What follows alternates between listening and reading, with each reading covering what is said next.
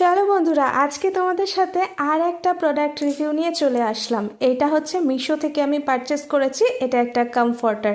এটা এসিতে কিংবা উইন্টারে তোমরা খুব ভালোভাবে 3 থেকে 4 জন আরামে এটা অ্যাজ আ ব্ল্যাঙ্কেট কিংবা কমফর্টার তোমরা ইউজ করতে পারো। খুব ভালো, ভীষণ ট্রেন্ডিং চলছিল, চারিদিকে এটার আমি প্রমোশন দেখতে পাচ্ছিলাম, তো আমিও না থাকতে পেরে অর্ডার করে নিলাম।